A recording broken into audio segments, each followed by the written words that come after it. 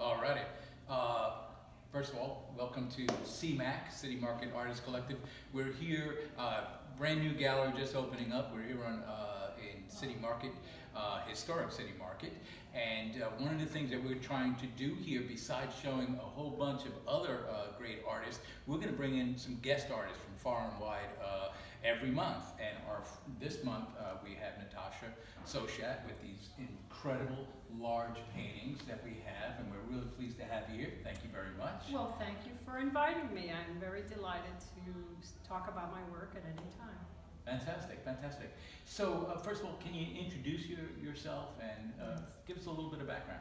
Well, I'm Natacha Sochat. I'm a painter. I also do ceramic sculpture, and I do some printmaking. I've been an artist most of my life, although I do have degrees in the sciences.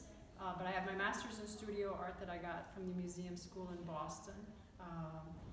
I work conceptually, but I view the hand as the mind, so that's how I take a look at my work. Yeah, and it's a pretty typical question, but it has a lot of validity in being asked. And what is some of your earliest inspirations for starting to make art? What drove you to starting to make art? Oh, that's a hard question since so much time has elapsed. But basically, I think when I was very young, I loved the Impressionists, although they're not my favorite painters now.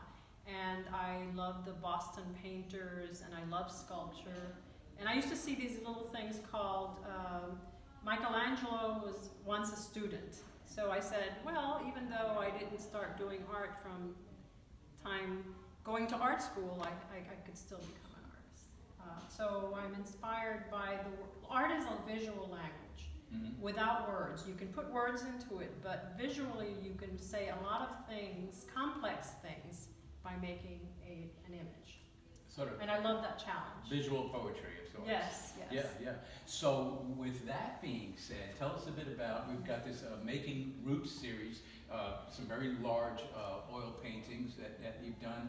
Can you give us a little a hint as to what we might be thinking? Well, I do work in series because it makes it more interesting for me to see how far I can go. And I actually continue series throughout my entire life, so it's not something, I may work on it for 6 months, but I may come back to it a few years later and continue. This series, Making Roots, speaks about my heritage. I was born in New York City, but my father's Cuban, my mother's Puerto Rican. I'm multi-ethnic. My mother is not only European, but she's some African and Taino-Indian. So I'm very interested in a person who has to come into a society and make roots, having that complexity. It actually, rather than viewing it as a negative thing, I view it as a positive thing. My paintings of trees I picked because trees are very connected. I view, on the biological basis, I see trees are in the whole earth, and you don't see a lot apart. They're hidden. The roots are hidden, but they can be as massive as what is seen visually. And what is hidden is important to know, whether that be on your unconscious or what you really are, or other things that are not transparent in our society.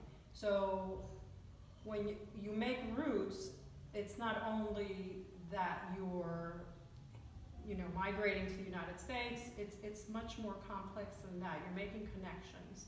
You're making positive connections, I should say, to the world around you. So this whole series, in a sense, talks about that. These specific paintings that have this grid formation is because I was interested in theoretical physics, and at the same time I was interested in Mondrian trees.